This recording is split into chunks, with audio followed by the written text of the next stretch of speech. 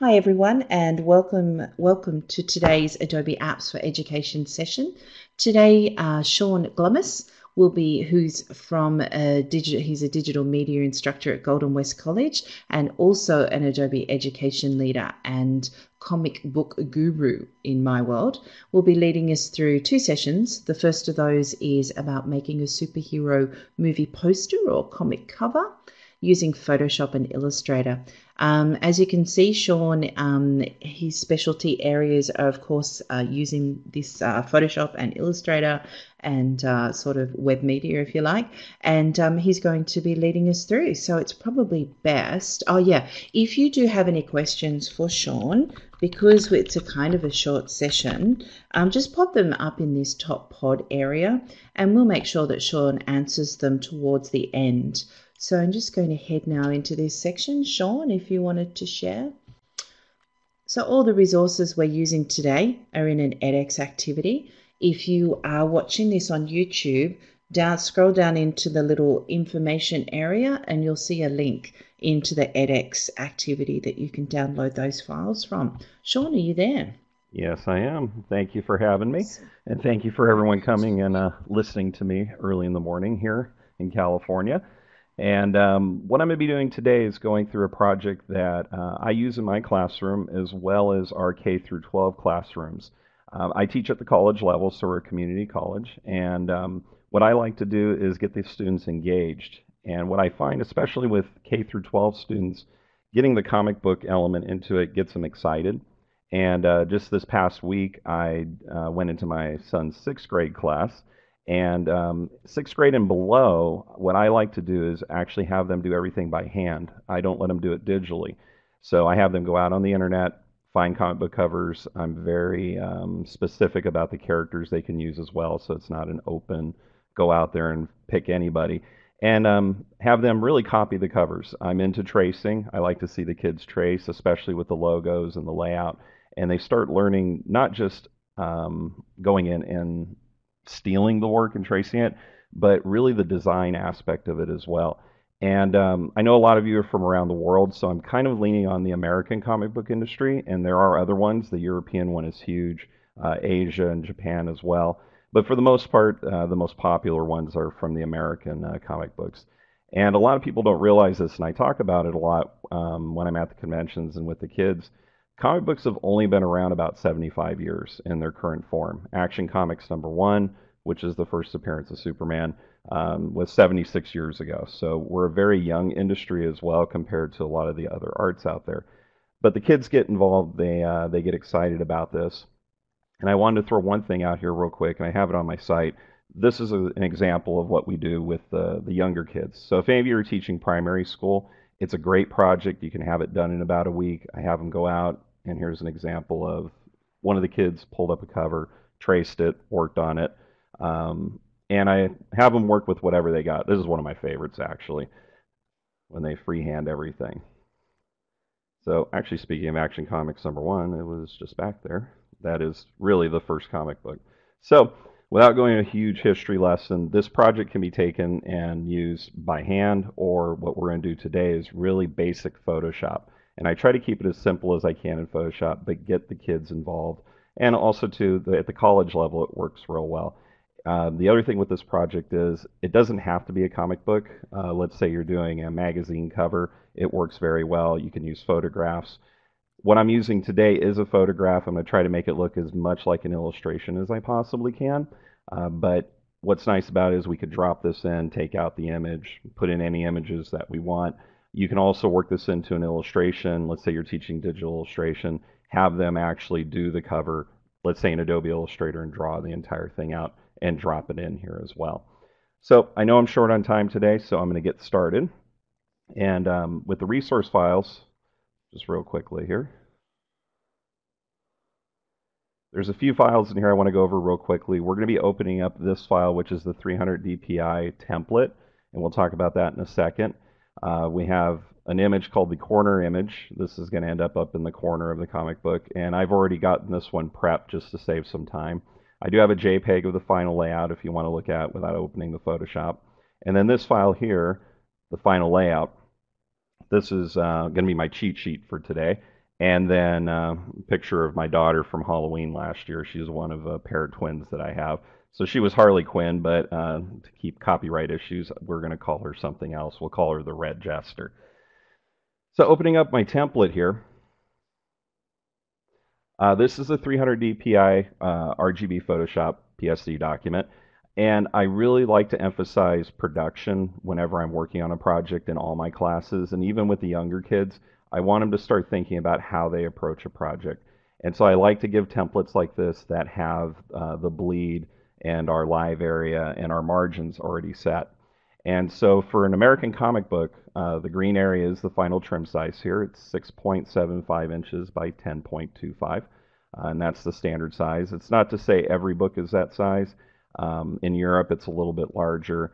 So if you are doing a book like this and you're not in the United States, you really should maybe look around, go on the internet, do a Google search, and see what the standard sizes are. I get to start teaching about bleed early on here, margins, everything else, and the live area. So the purple area is our safe area.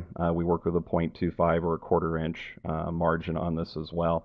And I like to start talking about production in terms of getting everything together early on as well. And so when I created this template, really it's an industry template, I send it out to everyone. I talk about converting to CMYK. We work in RGB here. Save as a TIFF with LZW compression. And I'll talk about this in my next session, why I do that, especially with my production flow. Some of the files we end up working with for a full page, let's say a Photoshop document, it might be 100 megabytes when we're all done with the coloring and everything. So we can't have 32 of those documents in InDesign. So InDesign is where we end up in the very end. So there's a lot of the Adobe products that we touch when we're doing this. We go from Photoshop to Illustrator all the way to InDesign.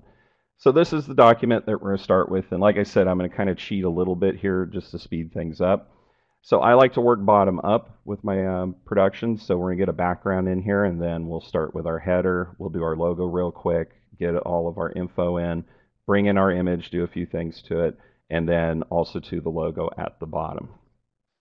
So using the template, if we take a look over here, I've got everything grouped out, and I'll be doing that today as well. I try to group everything. Even if I forget to name a layer, I'll still group them together just so I have all my elements easy to click on, move things, scale them. So I'm actually going to turn off the visibility on that, and I'm going to come over and grab a rectangle tool and draw a rectangle. And I like to bleed everything off my canvas area. And so I don't care what color is filled right now, because I'm going to start getting into, I'm going to move this over just so it's a little easier to see, our layer effects. So I'm going to call this, say, solid background. And I'm going to do a gradient overlay. And so I want to have a radial gradient. We're going to go from light out to dark. And with old comic books, we get that kind of yellowing because of the acid in the paper. And so I'm going to try to recreate that just with color and a little bit of gradient. So I'm going to do a radial gradient. I'm going to change the color of the gradient. So I'll grab one of the stops. So we're going to go from light to dark. So I'm going to start with the lighter color in the middle.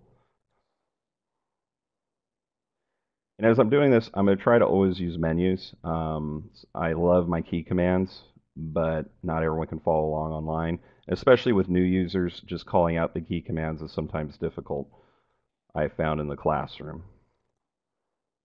Kind of have a, there we go. And I'm being very arbitrary with all my colors and sizes today as well. I don't like to get bogged down with it has to be a certain color, it has to be a certain size. I like my students to play and try different things. So I'm doing that today as well. And so that looks good. We have a light center, dark border, and we'll leave that. We're good.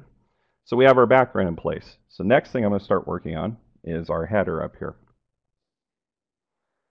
So once again, grab my rectangle tool. I'm going to fill with a light blue.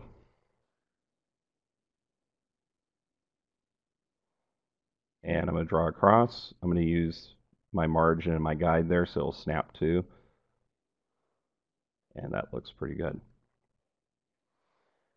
I'm going to zoom in a little bit just so we can see what we're doing. And so I'll name it top bar. And once again, we're going to play with more of our layer effects. So I'm going to go in on the stroke, and we'll add a stroke in. And we'll leave it black. I'm going to be working with a 10-point stroke across the board today. Just what I like to do if I was actually approaching this from scratch, I would sit here and just figure out exactly what that stroke, what looks good, what's going to work throughout, and then I stick to it throughout all of my objects that I'll bring in. So 10-point is what I'm going to work with, and I'm going to do inside on this. And the reason I do this, and I talk to my students about it, is I have my guide here, and if you take a really close look, when I'm on the outside of the object, it actually drops outside that guideline. And with all the objects snapping to get this below, I'd have to move it a couple pixels. I like to work on the inside, and that makes sure that the guide is always sitting there. So that's all we're going to do is add a stroke. And let's bring in some type now. So we take a look. This is, if you want to go take a look at the cover that I actually, my inspiration for this, it's actually the Avengers issue 151. And this is the old Marvel layout from the late 70s and 1980s. They would have the Marvel Comics group at the top. So I'm using that as inspiration. So we're going to have, you usually have the title of the comic and then the name of the company. So we're going to kind of replicate that here. And so the name of our book is Amazings. So I'll take my type tool, make sure I have my top bar selected so I'm in the right order here. Sorry, it's a little tough to see. Let me get that over on top of the blue. And this is Arial. So I'm trying to pick fonts that everyone should have. It's going to be Arial Bold. And if you don't have your auto select and show transform controls tools on when you select the move tool, I have both of them on already, and I work with layers currently. And so what I like to have the students do is learn that shift key so we constraint. So I'm holding down the shift key. And instead of worrying about font sizes and everything else, is just get things to line up. And my big thing is margins as well, making sure we have even margins around everything, not having type too close to an object like this. In this case, center it right up. It snaps to. So I'm going to grab and let's type out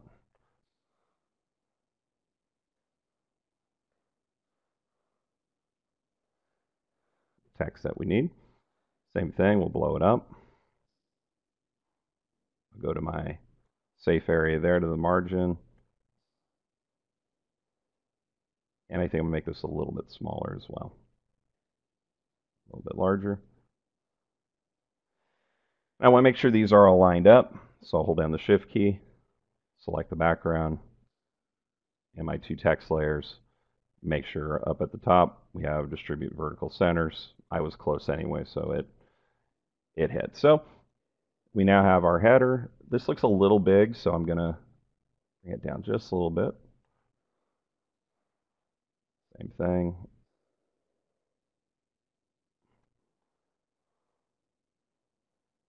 Alignment didn't work. Sorry about that. I have to, there we go. Move that over. All right, so we have our header in place. Another thing I would like to do with my students is I want them to start exploring more of the layer effects. So I would have them maybe start playing with drop shadow, outer glow, but keeping it very simple so they start layering and they start building up their artwork. So we have some depth here as well. Now I'm trying to recreate an older comic book, which were usually very flat, so I'm not going to do any of that, but this is something you could throw in to work towards adding that, I don't want to say three-dimensional effect, but adding that depth beyond just that flat color that's here. So let's get the info box in. And before I do that, though, I want to group all this together. So I'm going to grab my background, hold down the shift key. I'll grab everything. I'm going to do new group from layers. We'll call it top bar. So now all this is grouped together. Just to keep things a little clean. So now I'm going to be placing my info bar underneath the top bar. So I selected the templates group there. And I'm going to fill this with white.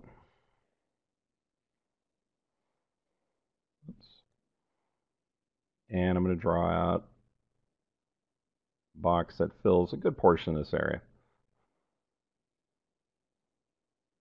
There we go.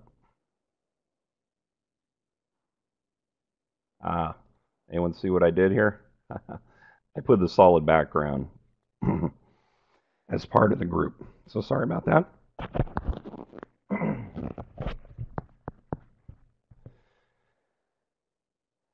So I moved it back out so I have my rectangle here as well. So I'm going to put a stroke on it. And once again, 10 pixels, black. Everything matches up for my sizes here. And if you notice, I left this on the outside. We get those little curved edges when we have that. I don't want that, so I can go back into my layers, double click on stroke, and set it to inside. So we take a look at my cheat sheet here. We have another box along with the price, and trust me, comic books are no longer 25 cents, and the issue number and the month it was published in. So I'm going to draw out another box, and I'll just throw it right on top here. And normally I would do this in Illustrator or InDesign. I do like the tools there a little bit better, but in Photoshop we can do it. So same thing. We'll do a stroke. We'll do 10 point.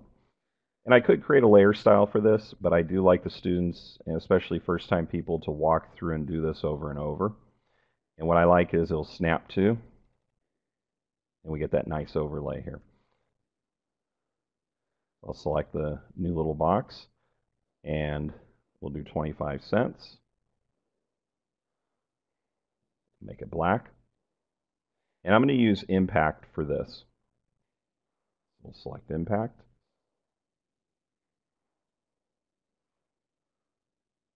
Make it a little bit larger, and drop it in. And I'll use my arrow keys just to line this up. And then, oops, I don't know if any of you noticed, but I just created a new text layer because I clicked on the background with the type tool. And that's something I see with people who start using Photoshop. They'll select something, click with the type tool, and they get a new text box. They don't even know it, and it ends up in their layers. I do it all the time. So issue 151, and we'll put September. And we'll do an alignment on center here. Make this a little bit bigger.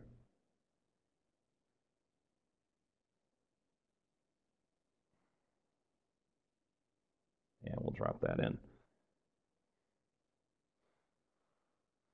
All right. So now I'm going to bring in that image for my info. So on the older comic books, what Marvel used to do, and actually DC did it as well, and many other publishers, they would have the character inside this info area. So if it was, let's say, Spider-Man or Captain America, and they did that because a lot of times the cover image may not actually have the hero on it. It could be something that's going on. And so they always like to brand the book as well. And one of the reasons is when these were placed in the racks, you would only see the logo, the top bar, and this area. So they wanted to get the hero in there when they sat in the comic book racks or on the magazine rack. More and more now, most of the publishers are moving all this information around. It's not as important as it was, let's say, even 10 or 20 years ago. So I'm going to insert my image into here. And like I said, I already have my image ready to go. It's called Corner Image. And I've already run some filters on it. I gave it kind of that old look, but we want to get it in there. So I'm going to do a select all, and I'll copy it. I could drag it over as well. I have some old habits that die hard. I've been using Photoshop for almost 20 years, so sometimes I do things back to Photoshop 3-way. So I'll copy it, and I'll go back to my template, and I want to insert it into here. So what I like to do is I'll select the rectangle with my move tool. I'll go over to my paths palette. I'll double click on the shape path, hit OK, and I'll load it as a selection. And then I'll do an edit, paste special, paste into. And now I can scale this. I'm holding down the shift key while I do that. And there might be 100 different ways to do this, but that works for me. So I know it fits into that area. If we take a look here, we have a new layer, we have a layer mask. They're not connected right now. If I connect them, then I move the entire object. And I'm going to add that stroke to this as well. So I'll add a stroke. We'll do the 10 pixel again. In this case, we'll do inside, and no one notices the difference. One of the reasons I like this is my image or my rectangle is still here as well. If I needed to, I can make this not a good way to stretch. Don't ever do that. But I can, because it's a vector-based mask, I can scale it. All right, so let's talk the logo. And so we're going to use impact for this. And we have the amazings and reassemble here.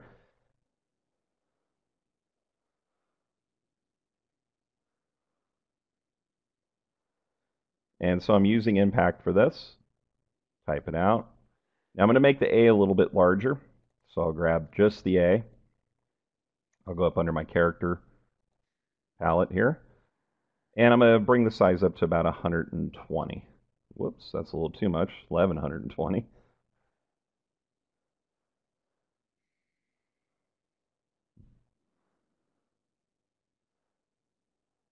And that fits pretty nicely. So I'm going to add my gradient overlay to it. We'll change this out. I'm going to go with reds here. So I'm going to go dark on the bottom and lighter red on the top.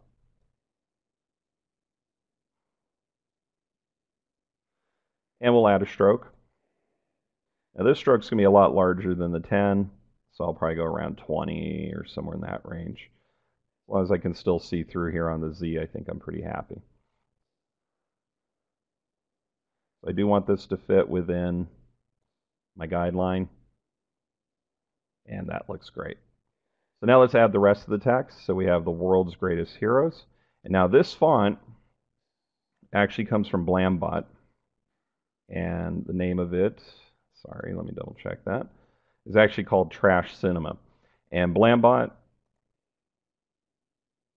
they make comic book fonts, and what's great about a lot of these, they are free. They're under the design fonts. And there you go. You can see there's lots and lots of different fonts to work from. Some are paid, some are free. So if you're in the classroom, you could download the free ones. The free fonts are for independent comics or non-commercial use, so the classroom's great, or if you're doing an indie comic. And the pay fonts are great as well. In my second session later today, I'm going to talk more about this. But this is where you come, download it, you can get the open source version, and it works great. So Trash Cinema is what we're going to use. And let's type that out. So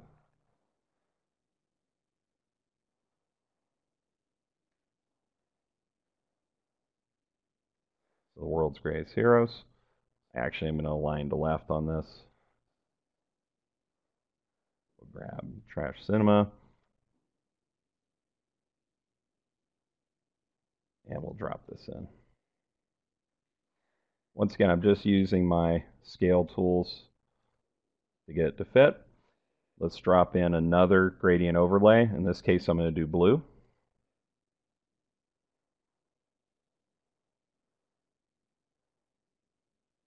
And I can always grab the same blue up here. And we're going to grab a darker blue.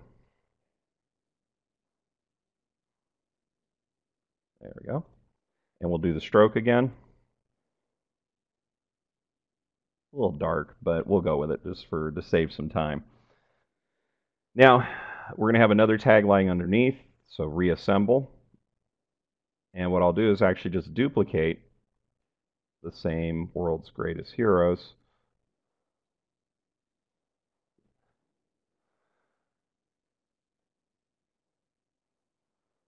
And this time, I'm not going to do italic, but we'll do regular. We'll scale it up. And I'm going to change the gradient overlay on this. We'll go a little bit of an orange. So by duplicating, makes life real simple, or you can create styles as well. We'll make the stroke a little bit larger. And we have our logo together now. Same thing, I'll group these together. So I'll select all three.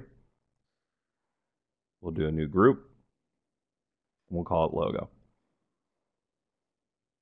If I want to move them all together, I'll switch over to my group selection.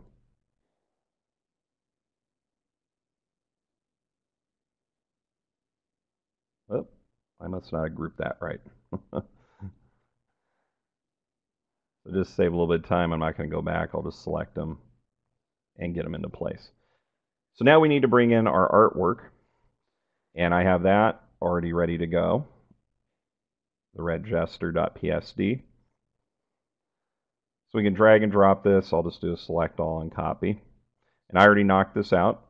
It's not the greatest knockout job, so please don't go in and look at every edge. And taking a look at, looks like my logo stuff didn't get together right. So I'm going to throw that in there just to get it out of my way. Looks like my info stuff too. Forgot to do that. But so I'm going to go back to my solid background and I'll paste it in. And here is my image.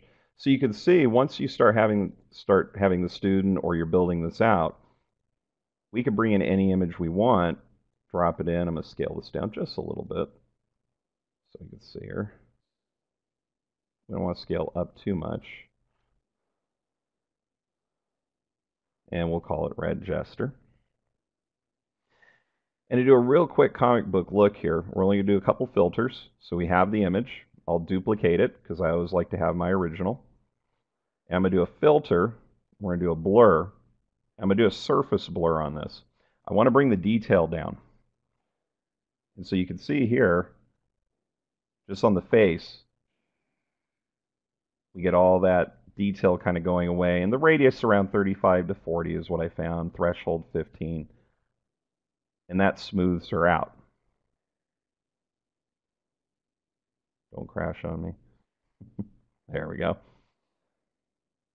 Then what I like to do is duplicate it one more time. And I'm going to go up under Filter, under Pixelate, and we're going to do a color halftone. So this is the same filter I ran in this little image.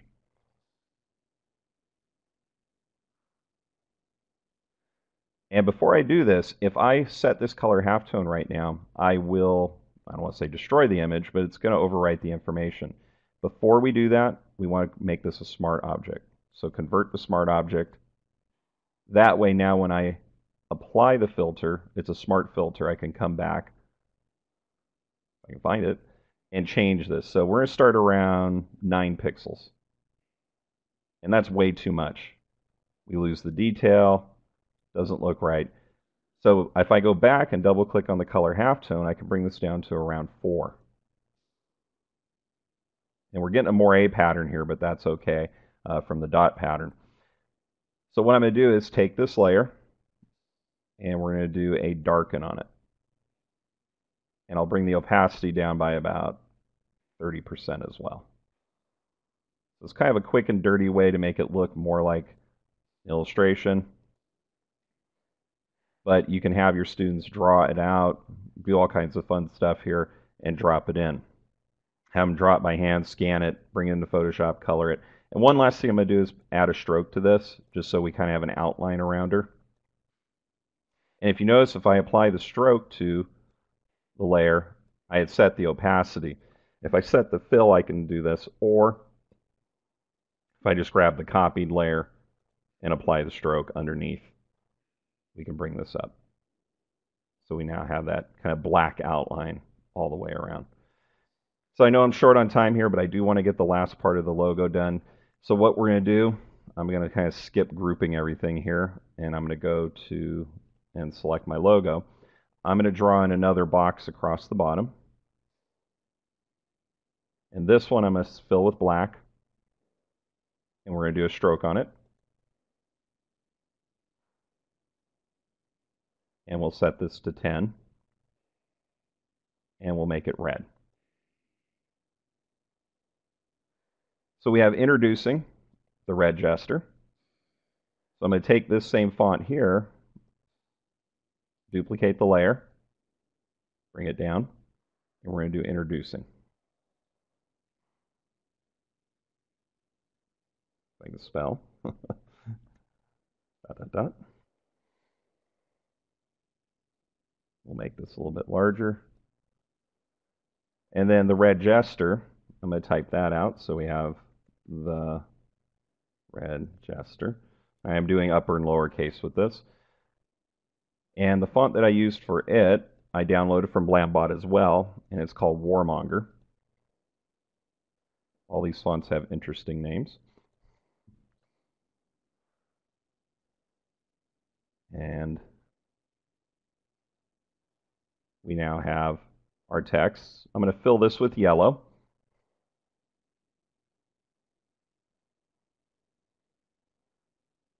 And we'll add a stroke.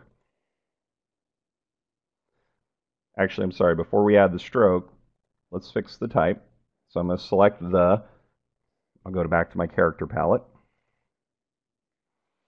And I'm going to do the superscript on this.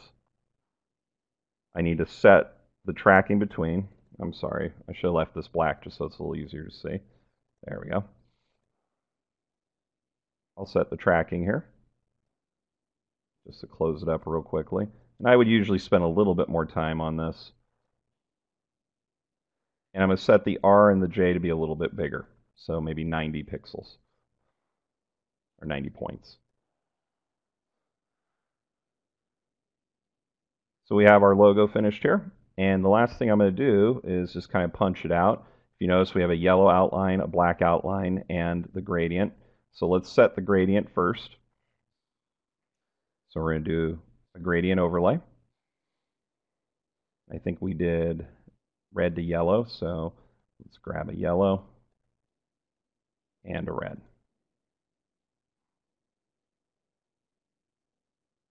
There we go. So let's position it. Oh, I'm in the wrong order, so make sure that my layers are in the correct order. Now I'm going to add a stroke to this. I'm going to make it yellow.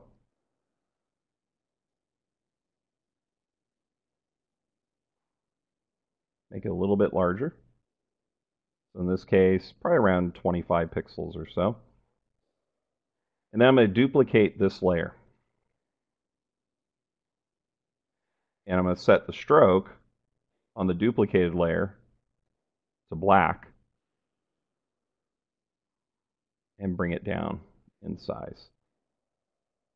So maybe around 10 point. So that gives me that double stroke. Something I love to do in Illustrator. It's a little bit more difficult to do in Photoshop, but it is there. One thing I did notice, I would probably make the stroke on the back a little bit thicker, just to fill in those gaps. And so let's finish this up. Just kind of even out everything. Make this a little bit thinner for the box so it sits behind the logo. And on introducing, I'm actually going to rotate this a little bit and bring it in. So I know I'm running out of time, but we got all of our elements in here now. And like I said, it's great where if you have other artwork that you want to drop in, you have all the pieces that you want. We can come back in and change type. So let's say you're doing if you have a sports team at your school and you're doing a program, this can be a great cover with the program and drop it in. And one last thing that I wanted to throw in here that I did not have on the final layout here is in the background. I'm going to select the background layer and I'm going to do a filter and we're going to do the color halftone on it. Oops. Let me do the filter the full way here. And I'm going to convert to Smart Object just so we don't lose it. And let's go up to about 10. That kind of gives it that more comic book look, something I didn't do on this one, but adds in a nice little overall effect. So I think that's it. I know I went over by a few minutes, so thank you for sticking with me here, but we got it all done in really less than about 25 minutes. But it's a great project for you to have your students work with and to have that K through 12 group or even the college group. There's a lot of simple things we do in Photoshop and a lot of layer effects, which, as I said a little bit earlier, I really like to get my students involved in right at the beginning.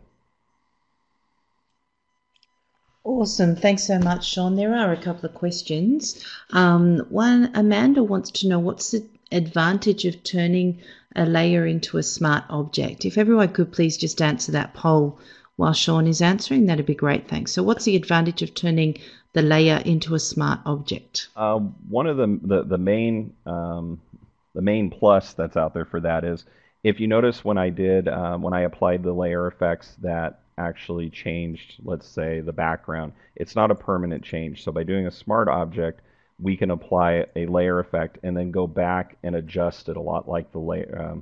I shouldn't say layer effect. We can apply a filter, and it acts a lot like a layer effect in that. So that color halftone filter, if I had applied that to, let's just say, the artwork without it being a smart object, I wouldn't have been able to go back and change the radius on it. It would have been a permanent change.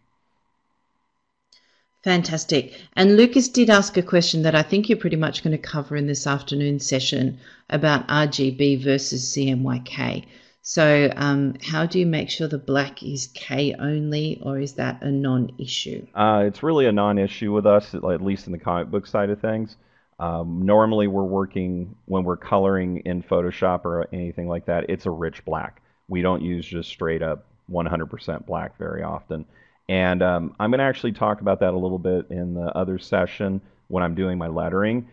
We don't use a rich black for the lettering. We use 100% K in Illustrator, and the reason is even with digital printing and everything else we're working with, sometimes there is a slight shift, and if we're using a rich black, we actually will get fuzzy text. But Okay. it's not something I worry about anymore, to be really honest. So the trapping, to answer his question, I'm not worried about trapping or anything like that. Okay, so thank you. Mhm. And just one quick one before we say goodbye, and we'll hopefully see everyone at 3 p.m. for a session more around building a comic book. But Patricia wants to know, do you save it to Illustrator at the end? No. Actually, what we would do in this case, if I was actually going to make this the cover, it would be saved as a TIFF file and then placed into InDesign and then outputted to a PDF, or we would send the InDesign files off to the printer. I know we had thrown Illustrator in there. Normally in this project, what I would do if we wanted to integrate Illustrator, I would have the students or myself build the logo and some of those elements in Illustrator and bring them in as smart objects into Photoshop. Fantastic. Thank you so much, Sean. That was an awesome session. Everyone, don't forget the whole thing is being recorded. Is of course we're recording, but all the files that Sean used are available for you to use yourself and step through this tutorial. So we hope you'll enjoy that and can find some great ways to use it in your classroom. I think I'll be using it with my Japanese class in a couple of weeks, actually. So thank you very much for that. And we will see you all this afternoon at 3 p.m. Sean, did you want to close off the session in any way? No, just everyone, thank you for coming in. Hopefully you got something great out of it. If not that, at least some ideas that you can integrate into your classroom as well. Fantastic. Have a great day, everyone, or a great night, or a great afternoon. Thanks so much. And bye to Lucas's students in Sweden. See you later, guys. See you. Thank Bye. you. See ya. See ya.